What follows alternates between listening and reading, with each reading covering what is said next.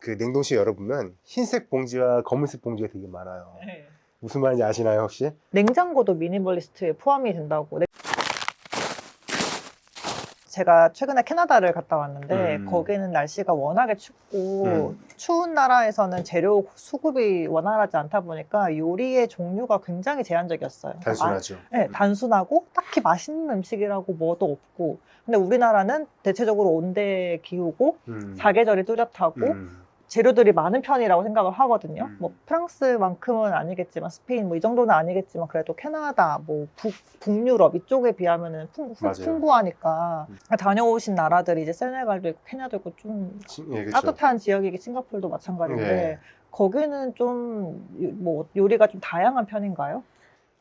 세네갈 나라는 현지 원시 문화의 음식들과 그리고 프랑스 문화권이 없거든요. 세네갈은. 그래서 그런지 프랑스 영향을 많이 받은 음식들이 많아요. 거기서 파생된 음식들이 주로 메인 메뉴들이 좀 있죠. 예, 거기서 나온 음식들 중에. 근데 세네갈에서 그런 재료들이 다 나는 거예요? 대부분 안 나죠. 근데 그 공급을 좀 어떻게 만들어요? 거기도 계절이 있어요? 계절이 있어요. 몇 개나 있어요? 총 3개를 말씀드리고 싶어요. 우기철 한 달 정도, 그리고 그냥 더운 날, 진짜 더운 날 이렇게 예, 그냥 더운 날은요 30도에서 42도 사이. 여름인데?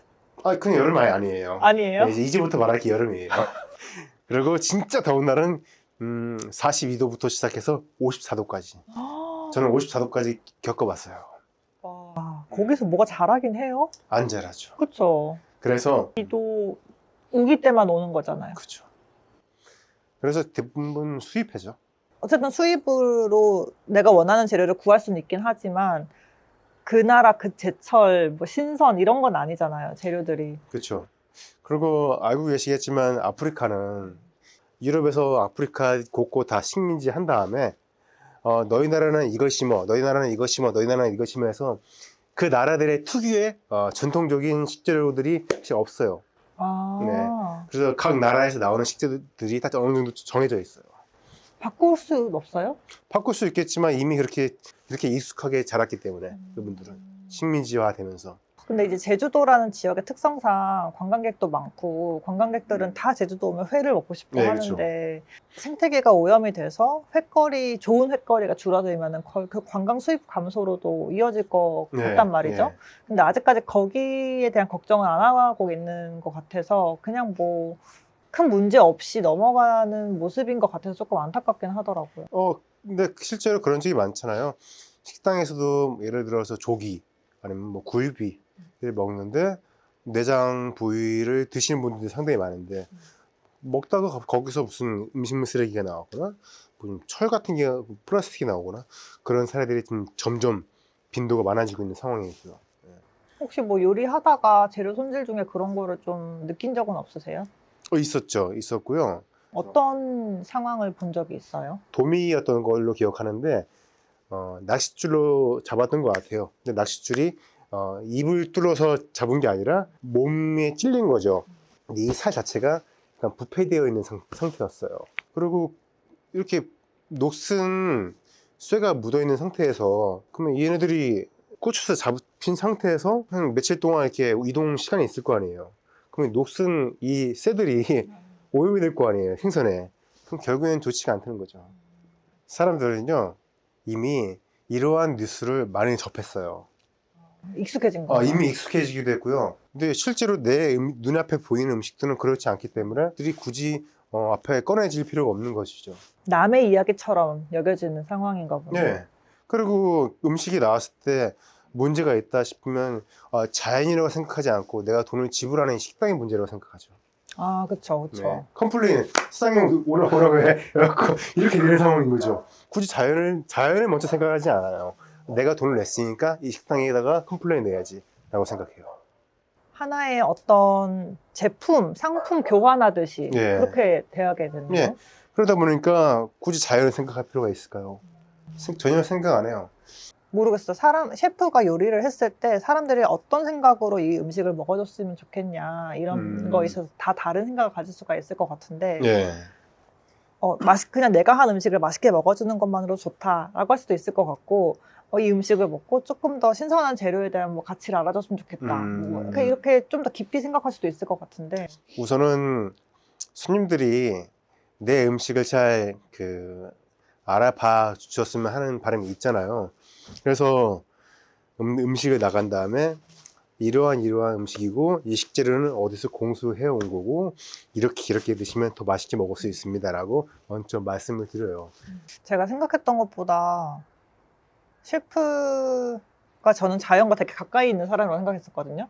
근데 오히려 소비자가 더 가까이 있는 사람이네요. 근데 우리가 지금 환경에 대해서 공통점이 있다고 얘기를 했는데, 이제 환경이라고 하면은 흔하게 생각하는 게 바다와 산이잖아요. 네, 그렇죠. 근데 이제 저는 셰프가 아니다 보니까 바다나 산을 생각할 때도 그냥 이제 레저를 즐길 수 있는 공간으로 처음에 접근을 했다가 가다 보니까 너무 좋아서 조금 더 아끼는 마음으로 뭐 저도 봉극 함께 참여도 했었고, 산에 가서도 뭐 좀 그런 산림욕을 즐기면서 걷는 것도 좋아하고 점점 이게 레저라기보다는 삶의 일부로서의 자연을 더 즐기게 되었는데 네.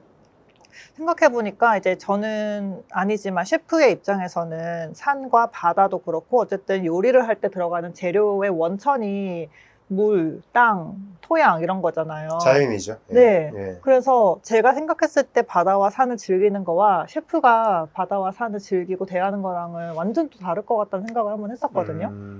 저의 경우에는 사실 일반 사람들이랑 크게 다르진 않아요. 예를 들어서 분리수거, 그리고 굳이 과소비하게 물을 쓰거나 전기를 쓰거나 불을 쓰는 거, 그런 부분들은 저희가 절약하면서 아낄 수 있는 부분이잖아요.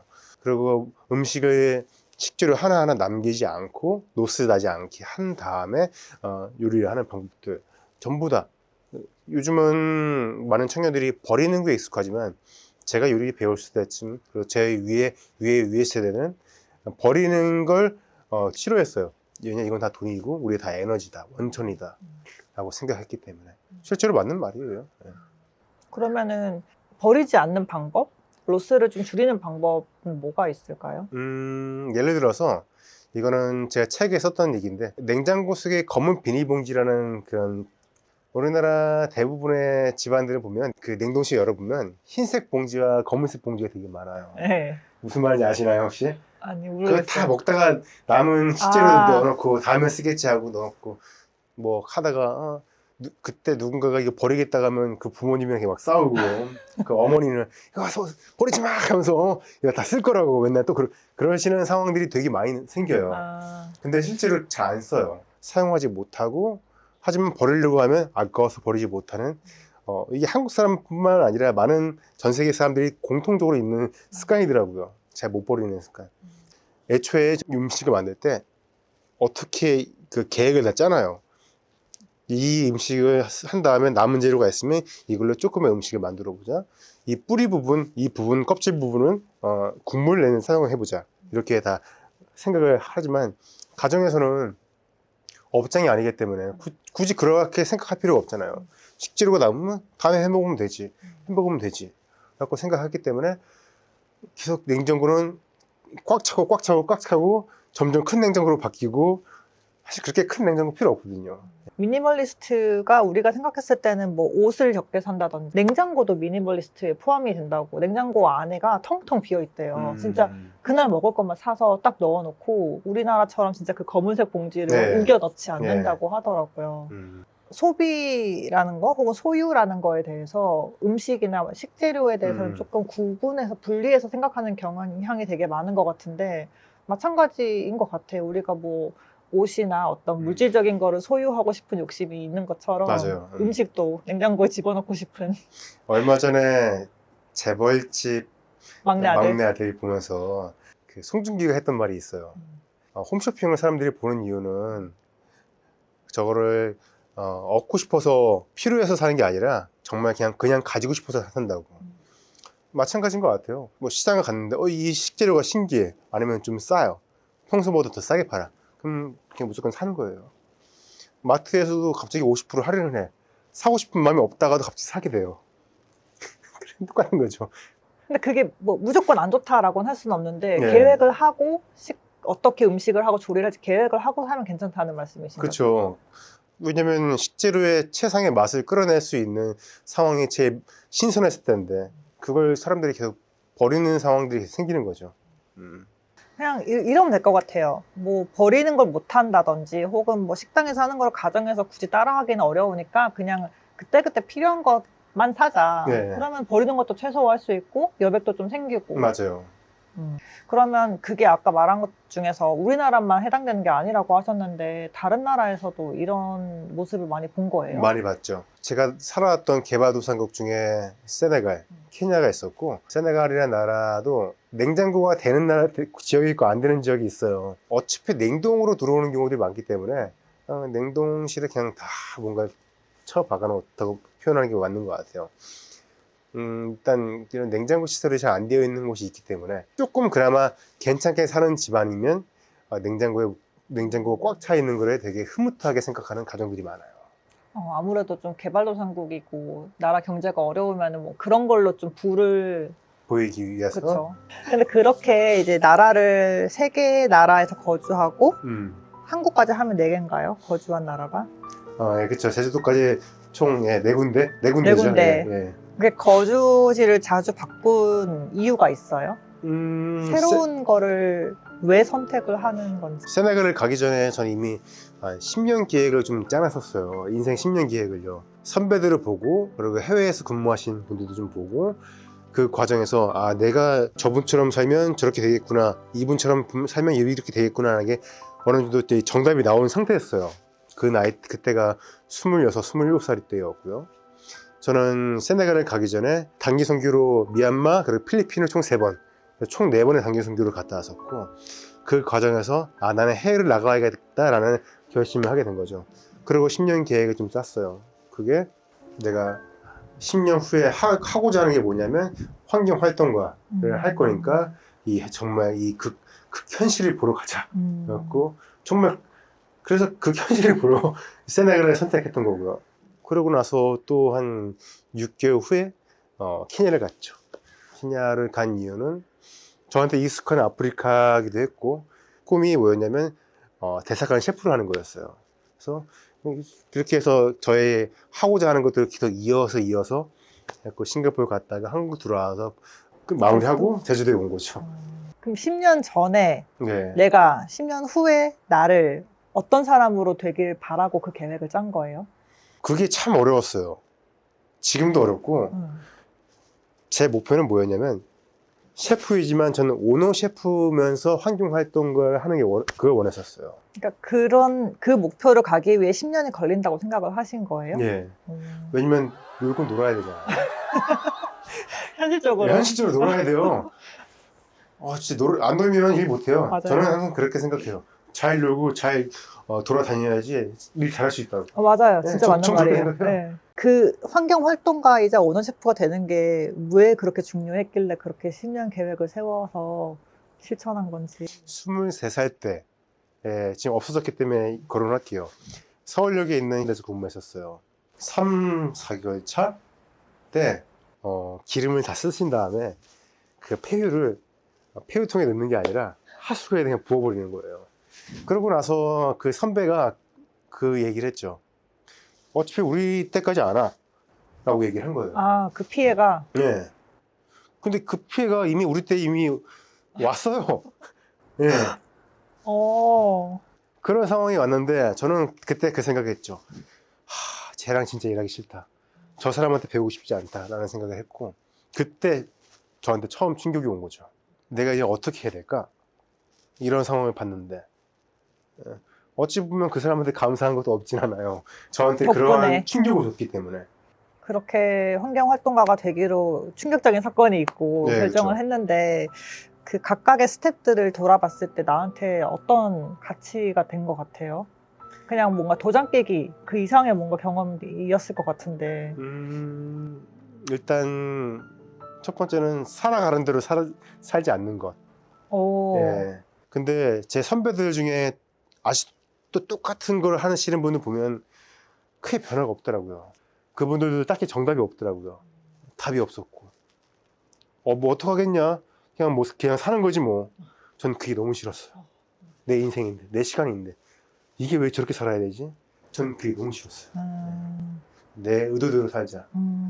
그리고 살아가는 대로 살지 말자. 똑같이 살 거니까. 아, 너무 맞는 말인 것 같아요. 네. 이게 내가 주도적으로 삶을 이끌어 나가면 얼마든지 방향을 바꿀 수가 있는데 그냥 진짜 가만히 있으면은 흘러가는 대로 맞아요. 되더라고요. 그러다 보면 정신 차려보면 시간만 훌쩍 가 있고. 물론 제가 이 얘기를 했지만 항상 의도대로 살 수 있는 건 아니잖아요. 맞아요. 그것도 맞아요. 네. 항상 이게 무의식 중에 배어있는 습관 때문에 살아가는 경우도 있고, 하지만 계속 의식적으로 깨어나가려고 책을 읽고 글을 쓰고 제 몸에서 약간 게을러지려고 하고 막 편해지려고 하는 거에 이렇게 깨부시면서 하는 그런 행동을 많이 하고 있거든요.